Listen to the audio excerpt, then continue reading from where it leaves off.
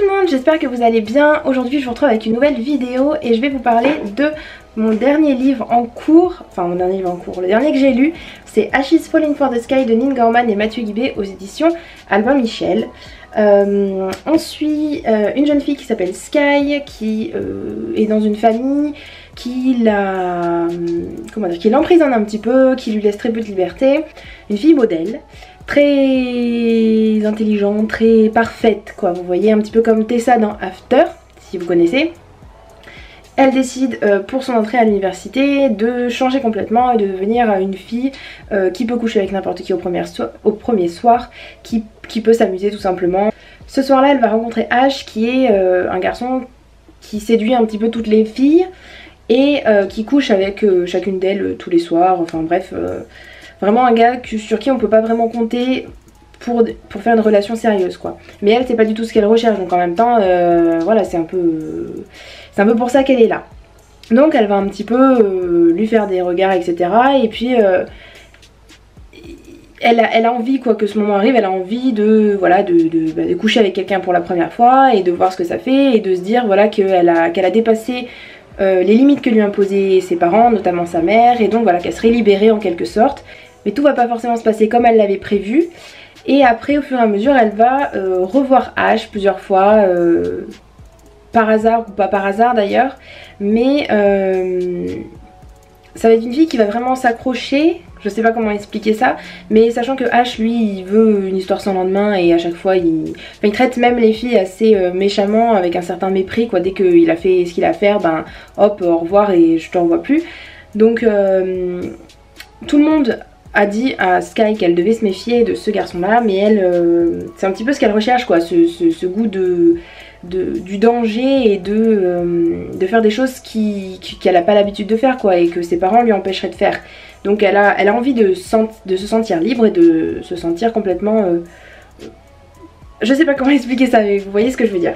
Donc je sais plus exactement comment ça se passe, mais au fur et à mesure les héros vont se côtoyer de plus en plus, et forcément comme vous en doutez, Ash petit à petit, alors que lui c'était un jeu quoi, enfin il appelle ça clairement un jeu, c'est voilà, mes règles du jeu c'est on tombe pas amoureux, on parle pas de sentiments, on fait ce qu'on a à faire et puis on se revoit plus quoi. Et en fait je sais plus exactement, enfin je viens de le finir il y a 2-3 jours et pourtant je pourrais même plus vous dire ce qui se passe exactement. Mais en tout cas j'ai passé un super bon moment, c'est tout ce que je peux vous dire. Mais ça s'est lu de manière très fluide, c'était très intéressant. Et même si c'était assez cliché, et c'est même ce que disent les auteurs, ils voulaient faire une romance un petit peu cliché avec les mêmes stéréotypes de Ash, le garçon un petit peu badass, bad boy qui couche avec un petit peu tout ce qui bouge et qui veut surtout pas de relation sentimentale. Et Sky, la fille super... propre sur elle, je sais pas comment vous dire ça, super timide, qui veut découvrir un petit peu tout ce qui est danger et tout ça. Et à côté de ça, donc voilà, à côté de tout ça, forcément il y a Ash qui a eu des problèmes liés à l'alcool et tout ça, qui a eu des problèmes à cause de certaines personnes de son entourage, disons. Voilà, je vais essayer de pas trop vous en dire non plus, mais il y a des choses qui ont fait qu'en lui, il y a certaines choses qui se sont brisées, qui font que maintenant il peut plus s'attacher à quelqu'un. Et Sky va bien sûr être la personne avec laquelle il va pouvoir se redécouvrir et construire quelque chose. Enfin, je pense pas vous spoiler si je vous dis ça, mais comment c'est fait, tout ça, vous découvrirez si vous voulez le lire.